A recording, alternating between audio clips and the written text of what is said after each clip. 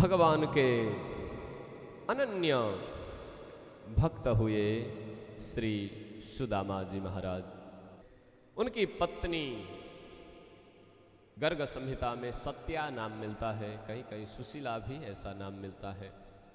उनकी पत्नी सुदामा के बारे में यह कुछ लक्षण बताए गए हैं। सुदामा कैसे थे? सुदामा कृष्णस्यासीत सखा कश्चित, भगवान श्री कृष्ण का अनन्य सखा मित्र।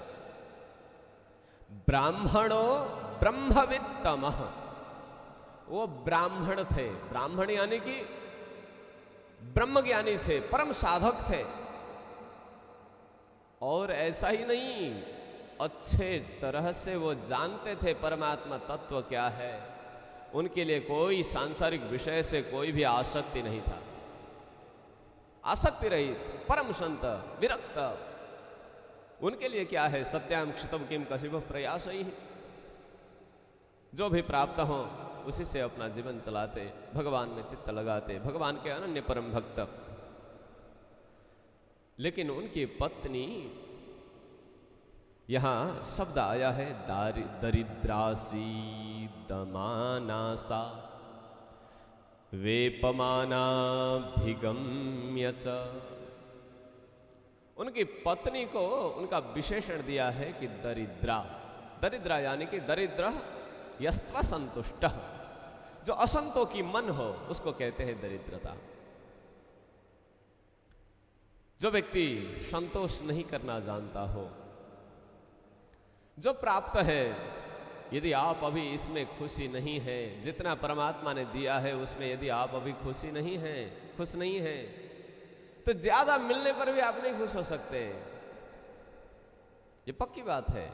क्यों? क्योंकि और इच्छाएं बढ़ेंगी। व्यक्ति को जो भी समस्याएं आती हैं, जो कुछ भी होता है, अपनी ही काबिलियत के अनुसार ही तो आएंगे। और जैसे ही आप जिस चीज को पाना चाहते हो उस प्रति परम श्रद्धा लेकिन संतुष्टि न हो, तो फिर उसी भाव को कहते हैं दरिद्र भाव। एक दिन की बात है, सत्या को पता चला कि ये हमारे पतिदेव हैं, ये भगवान के परम भक्त हैं और सखा भी हैं। ऐसा करती हूं कि इनको भेज देती हूं वहां से कुछ न कुछ तो मिलेगा ही। इस भाव से देवी ने भेजा। सुदामा जी ने सोचा कि ओहो, ये परम सौभाग्य मुझे कब मिलेगा। लेकिन कुछ जगह ऐसी होती है जहां पर जाने से कुछ लेकर के जाना पड़ता है, खाली हाथ नहीं जाया जाता। कुछ न कुछ लेके जाओ, भगवान से मिलना है, इष्ट देव से। अब घर में तो कुछ है ही नहीं। कुछ घर में गए, 4 मुट्ठी जो चिवड़ा है उसके भी जो खंड वो लेके आए, और एक चैल खंड में एक वस्त्र को फाड़ा, उसी में छोटी सी पोटली बनाई। सुदामा अपने बाजुओं के बीच में रख करके अब वो जा रहे हैं, लेकर के श्री कृष्ण करते हुए जा रहे हैं। जाते जाते रात्रि हुआ, सायंकाल हुआ, वहां रुके किसी वृक्ष के नीचे। और जैसे ही प्रातः काल हुआ, तब देखते हैं तो यहां तो बहुत बड़ा शहर है। अरे राम राम, मैं कहां पहुंच गया? भगवान श्री कृष्ण ने योग माया के माध्यम से तुरंत उनको वहां पहुंचा दिया था। कुछ लोगों से पूछा, अरे ये नगरी कौन सी है? इस नगरी में कौन रहता है? कौन है इसका राजा? क्या है? पूछेंगे, देखो ये द्वारिका नगरी है। अच्छा, यहां तो मेरे परम सखा द्वारिकाधीश श्री कृष्ण रहते हैं। अच्छा ठीक है। अब जैसे ही वो लेकर के जा रहे हैं, यहां कुछ श्रृंगार को बढ़ाने के लिए हम ये भी कहते हैं, हम ये भी सुनते हैं कि भगवान तुरंत गए, फिर द्वारपालों ने रोका। उसके बाद में फिर भगवान नाम सुनते ही तुरंत दौड़े सुदामा का नाम। ये इसी भागवत में ये विषय नहीं है, अन्य प्रसंग से ये बोला जाता है श्रृंगार भरने के लिए, लेकिन ये जो भागवत के अंदर जितना है उतना। सुदामा जी जैसे ही प्रवेश करते हैं, 4 मुट्ठी लिया है उन्होंने चिवड़ा, और त्रीणि गुल्मान्यतीयाय तिस्रः कक्षाश्च सद्विजः। त्रीणि गुल्मानी, गुल्मानी यानी कि द्वार, 3 द्वार को पार किया सुदामा ने। द्वारिकाधीश का जो महल था, 3 द्वार को पार किया, एक द्वार, दूसरा द्वार, तीसरा द्वार पार करते ही अब उसके बाद में फिर तीसरा कक्षा, 3 प्रकोष्ठ भी, 3 कमरा भी पार किया। द्वार के साथ साथ में कमरे को भी पार करते जा रहे हैं, रास्ते में पड़ते हैं वो। और उसके बाद में भगवान तुरंत दिखते हैं। तृतीय द्वार पार करते ही फिर भगवान आते हैं, उनको खुद पकड़ते हैं, ले जाते हैं, अपने स्थान पर रखते हैं। देखिए भक्तजन, ये 3 द्वार और 3 प्रकोष्ठ क्या है? ये भागवत, ये मुक्ति का साधना है।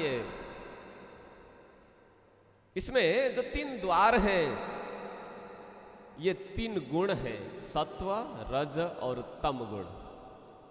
ये 3 गुणों को यदि जब तक आप नहीं छोड़ेंगे तब तक परमात्मा का दर्शन नहीं होगा। जहां कुछ दिव्य देश बने होते हैं, दक्षिण भारतीय शैली में यदि कहीं मंदिर बना होगा, देखेंगे दिव्य देश आदि, नारायण जी का मंदिर जो बना होगा, उसमें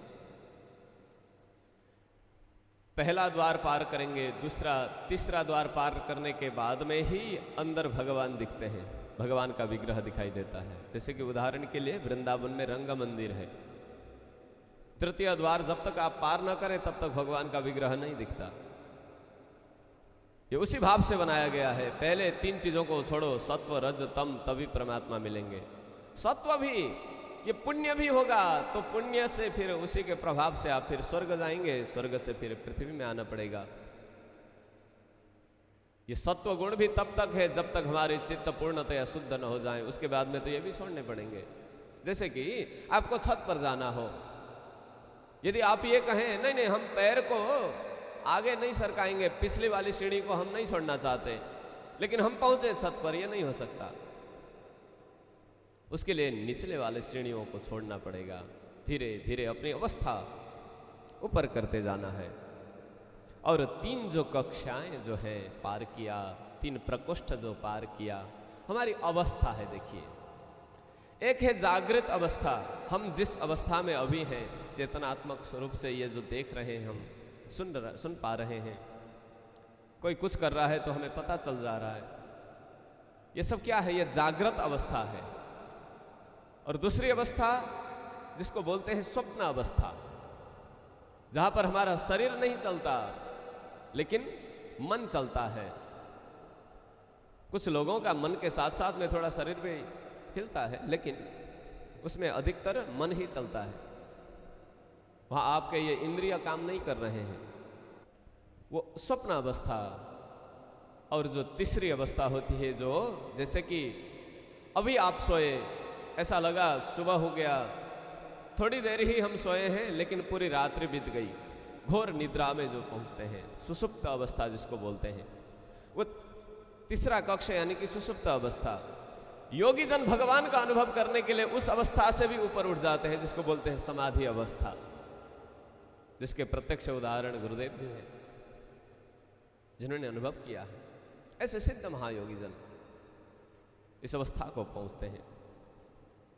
अब ये जो 3 कक्षाएं पार की, भगवान तुरंत आए। जो सुदामा है, ये साधक जीव है, जो साधना करने वाले हैं। सत्या जो देवी हैं, उनकी पत्नी, या फिर सुशीला नाम भी कहीं कहीं आता है, वो उनकी बुद्धि है। जीवात्मा साधक और बुद्धि, बुद्धि को भी परमात्मा के प्राप्ति के लिए भेजना जरूरी है। यानी कि बुद्धि ही भेज सकती है। निश्चयात्मिका बुद्धि आपके अंदर जो मस्तिष्क है, मस्तिष्क से जो चिंतन कर रहे हैं, यदि मस्तिष्क ना दे परमिशन, नहीं मंत्र नहीं जाप करना है, तो आप जितना भी चाहो नहीं कर सकते। बुद्धि को भेजना पड़ेगा अपने मन को, जाओ माला लाओ और राम राम करो। बुद्धि ही भेजती है। पत्नी यानी कि यहां सुदामा की पत्नी यानी कि बुद्धि है। सुदामा यानी कि जीव है, जीवात्मा, भगवान को प्राप्त करने के लिए आगे बढ़ा हुआ जीव, परम साधक। और जो महल है, नगर है, वो यही शरीर है। इस प्रकार दिव्य सुदामा चरित्र से भगवत अनुभव किया राजा परीक्षित ने। अब सुदामा तो पहुंचे द्वारिका महल। कृष्ण ने अंकमाल किया, ओहो सुदामा, कई सालों से हम नहीं मिले थे, इतने सालों से तुम कहां थे? राम राम राम, जब गुरु के साथ में थे, सांदीपनी गुरु के घर में, आश्रम में, तभी हम मिल पाते थे, लेकिन इतना साल हो गया। बहुत प्रेम किया, चरण प्रक्षालन किए। जितना भक्त को भगवान प्रिय है, उतना ही भगवान को भक्त भी प्रिय होते हैं। भगवान ने चरण प्रक्षालन किया। प्रश्न पूछा सुदामा से, सुदामा इतने साल हुए, कुछ शादी विवाह किया कि नहीं किया? बोले कि हाँ कन्हैया किया। अच्छा, लेकिन तुमने किया कि नहीं? तो बोले कि हाँ मैंने थोड़े थोड़े किए, कुछ ही शादियां की हैं। बोले कि अरे ये क्या होता है? बोले कि ठीक है, तो फिर हम मिलाते हैं, लेकिन आपको आशीर्वाद देना पड़ेगा। ठीक है। सुदामा जी बैठे हैं सिंहासन पर, एक के बाद दूसरी रानियां आ रही हैं, प्रणाम करती हैं। सुदामा जी बोलते हैं आयुष्मती भव यशस्वी भव। 1 2 3 4 करती करती करती ये इतनी रानियां, अब 16,108 रानियां। सुदामा जी पूछते हैं, अरे कन्हैया कितनी हैं? बोले कि बस और अब थोड़े ही बचे हैं, बस आप आशीर्वाद बनाए रखें। फिर भगवान ने बहुत ये वार्तालापें करके, एक उमंग माहौल है वहां, सब ब्राह्मण देवता को देख रहे हैं, वंदन कर रहे हैं। लेकिन अब भगवान ने सोचा कि भगवान तो सर्वांतर्यामी है, ये कुछ लेकर के आया है भक्त मेरे लिए, लेकिन कुछ संकोच है, इसको हटाना पड़ेगा। भगवान ने पूछा कि देखो कुछ ना कुछ तो घर से भेजा होगा भाभी जी ने। अब सुदामा जी संकोच करें, अपने हाथों को ऐसे सिकुड़ करके बैठे हुए हैं। भगवान तुरंत अपना ही हाथ आगे बढ़ाते हैं और उस चिवड़े के जो पोटली थी उसको स्वीकार किया। अच्छा, इतना स्वादिष्ट ये भेजा है मेरे लिए। भगवान ने उसको ग्रहण किया। एक मुष्टि भगवान ने ग्रहण किया। इति मुष्टिम सकृत जग्ध्वा द्वितीयां जग्धुमा ददे। एक मुट्ठी भगवान ने ग्रहण किया, जैसे ही दूसरी मुट्ठी भी भगवान ग्रहण करने वाले थे, तुरंत तावत श्रीर जगृहे हस्तम। रुक्मिणी देवी आई, तुरंत हाथ पकड़ा, प्रभु एक ही मुट्ठी में आपने सारा ऐश्वर्य दे दिया अपने भक्त को, हम फिर किससे बचेंगे? और ये जगत फिर बाकी भी बहुत सारे जीव हैं, उनका भी कल्याण करना है। ऐसा कीजिए कि अब ये जो है हमें प्रसाद लेने दीजिए। फिर जो बाकी 3 मुट्ठी थी वो सब उन्होंने परस्पर बांट करके खाया। अब इस प्रकार भगवान ने तो सुदामा के ऊपर परम कृपा कर दी, वो स्वीकार करना ही वो भगवान ने कृपा किया। सुदामा को सारा ऐश्वर्य प्रदान किया। रातों रात यहां द्वारका से कुछ कारीगरों को भेजा, दिव्य महल बनवा दिया गया। और सुदामा जी फिर भगवान से मिलने के बाद में वहां से फिर वापस आते हैं। जब वापस आते हैं देखते हैं कि राम राम राम, इस नगर में तो मेरा भी एक छोटी सी कुटिया वो तो अभी है ही नहीं।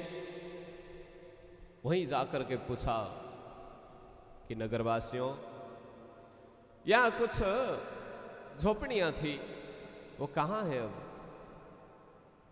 बोले कि नहीं वो तो हम नहीं जानते, लेकिन यहां जो है ये सुदामा नाम के कोई ब्राह्मण है, उनका महल है ये। अच्छा, सुदामा नाम का महल, सुदामा का महल, यानी कि कोई होगा मेरे ही नाम से कोई। तो फिर थोड़ी देर में अंदर से जो सत्या देवी थी वो अंदर से आई और पतिदेव को पहचाना, अंदर लेके जाती हैं और बोलती हैं कि पतिदेव आपने बहुत अच्छा किया। देवी लेकिन ये कैसे, ये कैसे ये संभव हुआ? बोले कि नहीं, ये द्वारिकाधीश ने, द्वारका से आए हुए कुछ लोगों ने रातों रात ऐसा भवन खड़ा कर दिया। देखिए भक्तजन, भगवान जब देते हैं तो पूरा है सारा संसार दे देते हैं। कुछ दिन पहले तक व्यवहार चलाने के लिए कुछ अन्न भी नहीं मिलता था सुदामा को, आज पूरा महल मिला हुआ है। ये भगवान का देन है। लेकिन अब सुदामा तो साधक जीव है, साधना संपन्न चेतना। उन्होंने सोचा कि अच्छा, अब इस महल में मैं यदि रहने लगूं तो धीरे धीरे इसी में मुझे मेरी आसक्ति बढ़ेगी। इसी आसक्ति से फिर जो मैं परमात्मा तत्व का अनुभव करके फिर आया हूं वो अनुभव फिर छूटने लगेगा। इसलिए मुझे साधक जीवन ही ठीक है। ठीक है देवी, आप यहीं रहो, मैं भगवान श्री कृष्ण के ही साधना में तत्पर रहूंगा। सुदामा ने फिर उस महल को ग्रहण नहीं किया। यानी कि जो एक बार परमात्मा तत्व को प्राप्त कर लेता है, अनुभव कर लेता है, एक झलक भी मिल जाए, फिर उसके बाद में संसार में मन नहीं लगेगा जीवों को। अब तो बस चाहिए तो चाहिए एक ही, वही कृष्ण कन्हैया, उसके अलावा कुछ भी नहीं। इस भाव से सुदामा ने वो त्याग दिया। भक्तवत्सल भगवान की